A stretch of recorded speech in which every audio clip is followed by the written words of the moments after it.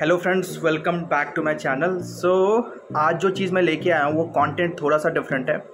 आज का video actually मैं एक वेब सीरीज़ जो कि अभी रिसेंटली लॉन्च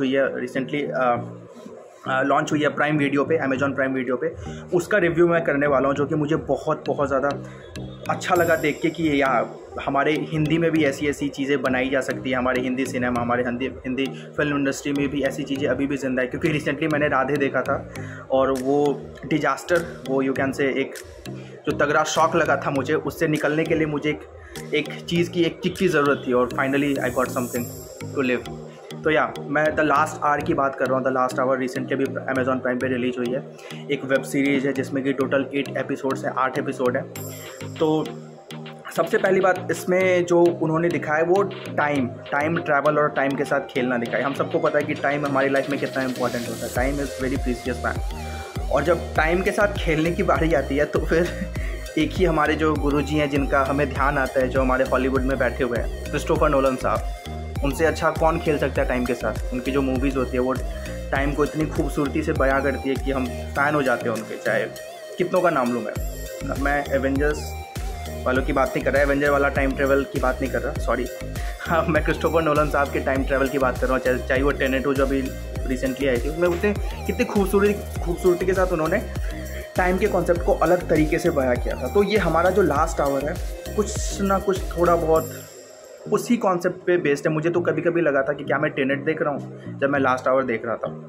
तो चलिए चलते हैं कहानी पे, प्लॉट पे चलते हैं। सबसे पहले तो इसमें जो हमारे कास्ट है, उन्होंने जो सबसे पहले संजय कपूर साहब बहुत दिनों के बाद दिखाई दिए कुछ काम करते हैं और उन्होंने बहुत अच्छा काम किया है।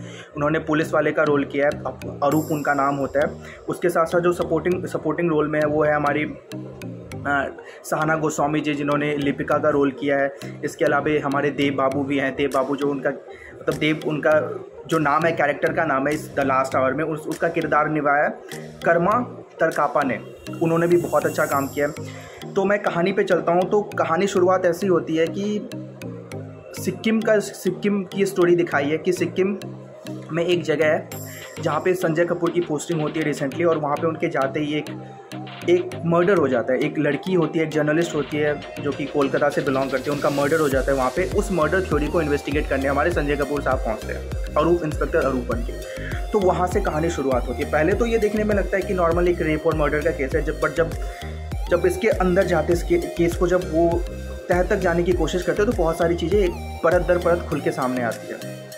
तो अब ये कहानी यहाँ से शुरुआत होती है। उसके साथ जब कहानी में एक ट्विस्ट तब आता है जब उनकी मुलाकात एक वहीं पे एक लोकल ट्राइब, वहाँ का रहने वाला एक बंदा था जो वहाँ की एक ट्राइब से बिलोंग करता था। उनका नाम होता है देव। जब उनकी मुलाकात उनसे होती है और देव के भाई की एक्सीडेंटली गोली लगने से मौत हो जाती है, तो जो चीज़ संजय कपूर जी देखते हैं कि देव के पास वो एबिलिटी है कि वो किसी मरे हुए इंसान के मरने के पिछले 1 घंटे पहले तक की चीज़ों को देख सकता है। ये उसकी एक एबिलिटी होती है। तो वो जब उसके भाई की मौत हो जाती है तो वो उस एबिलिटी का यूज़ करके झांकने की कोशिश करता है कि मरने से 1 घंटे पहले तक उसकी लाइफ में क्या क्या हुआ। तो यहाँ से संजय कपूर साहब, फिर क्या होता है कि मर्डर का सिलसिला रुकता नहीं, मर्डर्स होते जाते हैं। तो संजय कपूर साहब देव का इस्तेमाल करके उस मर्डर थ्योरी को रिजॉल्व करने की कोशिश करते हैं। मतलब रिकॉर्ड्स में ये नहीं बताते क्योंकि ऑब्वियसली उन्हें पुलिस में ये बताना पड़ेगा कि साइंटिफिक फैक्ट के थ्रू उनको बताना पड़ेगा कि हम इसको ऐसे इन्वेस्टिगेट कर रहे हैं। बट वो देव की मदद से उस मर्डर मिस्ट्री को सॉल्व करने की कोशिश करते हैं। ऐसे करके कहानी आगे चलता जाता है और जो मर्डर होते हैं वो एक दूसरे से कहीं ना कहीं अटैच्ड होते हैं। तो ये थे हमारे देव बाबू, और उनकी जो एबिलिटी थी कि वो किसी भी मरे हुए इंसान के मरने से 1 घंटे पहले तक की चीज़ों को जान सकते थे। इसी पे शायद इस सीरीज़ का भी नाम रखा गया द लास्ट आवर। तो उनका ही अब जहाँ पे हीरो होता है तो वहाँ पे विलन होता है। तो विलन का जो किरदार है उसका नाम है यामानाडू।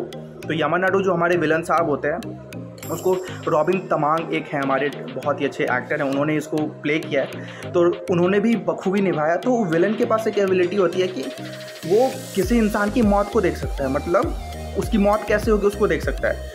तो यामानाडू जो है वो कोशिश करता है कि मुझे किसी तरह देव की शक्तियाँ मिल जाए जिससे कि मैं पास्ट भी देख सकता हूँ, फ्यूचर भी देख सकता हूँ, और मेरे इरादे तो वैसे ही बहुत गंदे हैं, तो फिर मैं बन जाऊँगा सुप्रीम बॉस। तो अब ऐसे करके टकराव होता है और यामानाडू हमेशा देव के पीछे पड़ा होता है। उसके रास्ते में जो भी चीज़ आती है उसको वो हटाता चला जाता है। तो ये है, तो ये एक नॉर्मल सा प्लॉट है। ये चलता जाता है और ये जब लास्ट में जाओगे तब भी आपको इसका कंक्लूजन नहीं मिलेगा, क्योंकि अगले सीज़न के लिए इसे छोड़ दिया गया है। तो ये चीज़ एक मुझे बुरी लगी। लेकिन कहानी जो 8 एपिसोड की कहानी है वो कहीं पे भी आपको बोर नहीं करेगी, बहुत ही इंटरेस्टिंग। और बहुत दिनों के बाद मुझे ऐसा कोई सस्पेंस थ्रिलर वाला एक आइटम, एक अच्छी चीज़ हमें देखने को मिली है। तो मैं आपको रिकमेंड करूँगा कि वीकेंड आने वाला है, सैटरडे संडे है, तो प्लीज़ जाएँ और आपके पास टाइम है, आप एक बार स्टार्ट तो करें, क्योंकि आप स्टार्ट करोगे तो इसको ख़त्म करे बिना आपका दिल नहीं मानेगा। एक्टिंग, अब मैं एक्टिंग पे आता हूँ। तो जितने भी हमारे एक्टर्स हैं जिनको रोल मिला है, उन्होंने बहुत ही अच्छे से, बहुत ही बखूबी से अपने रोल को निभाया।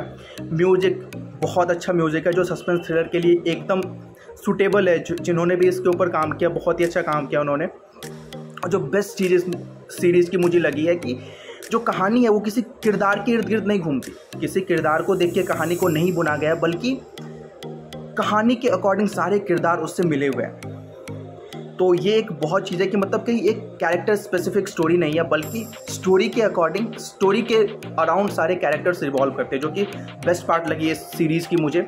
और जो और भी एक बहुत अच्छी चीज़ लगी मुझे वो खूबसूरती, जो सिनेमेटोग्राफी है ना मूवी का, जो वेब सीरीज़ का, वो बहुत ही ज़्यादा खूबसूरत है। उसमें जो हिमालय की खूबसूरती, सिक्किम की खूबसूरती दिखाई हुई है। मेरा तो यार एक मेजर ट्रैवल गोल कहते हैं ना कि अभी बैग उठाओ और निकल लो और जाके घूमो, ऐसा कुछ मेरा हाल हो गया था ये देख के। लेकिन ऑब्वियसली कोरोना चल रहा है, हम कहीं जा नहीं सकते। तो ये था मेरा इस पे रिव्यू। अगर आपके पास टाइम है, अगर वीकेंड है, आपके पास कुछ काम करने को नहीं है, तो अमेज़ॉन प्राइम खोलो और स्टार्ट करो इसे देखना, क्योंकि आप एक बार स्टार्ट करोगे तो इसे ख़त्म किए बिना आपका मन नहीं मानेगा। तो जहाँ तक रेटिंग की बात आती है, तो मैं इस वेब सीरीज़ को दूँगा 5 में से 4 स्टार। 4 स्टार में 1 स्टार दूंगा मैं एक्टिंग के लिए, दूसरा स्टार दूंगा मैं सिनेमेटोग्राफी के लिए, तीसरा स्टार दूंगा मैं जो हमारे जो स्टोरी बिल्डअप है उसके लिए, और चौथा स्टार मैं देना चाहूँगा म्यूज़िक, बैकग्राउंड म्यूज़िक। और 1 स्टार कहाँ पे काटूंगा मैं, तो आधा स्टार मैं काटूंगा कि सबसे पहली बात तो कि यार ख़त्म नहीं किया, 8 एपिसोड दिखा दिया आपने और ख़त्म नहीं किया स्टोरी को, आपने दूसरे सीज़न के लिए छोड़ दिया कुछ ना कुछ। तो यार अब वो क्रेविंग जो है ना वो तब तक चलती रहेगी जब तक हम दूसरा सीरीज़ ना देख ले। और आधा स्टार मैं, और जो आधा बाकी का जो आधा स्टार है वो कहीं के कुछ अनरियलिस्टिक चीज़ें दिखाई है, जो कि हम उसको मतलब वो जनरली लाइफ में नहीं होता, लेकिन तो इस चीज़ के लिए मैं आधा स्टार काटूंगा। तो बाकी ये था मेरा review on this the last hour. तो आई होप आपको ये पसंद आया हो, तो please like this video and also try to share this among your friends and your family, and if you are new to my channel, please subscribe it. Thank you.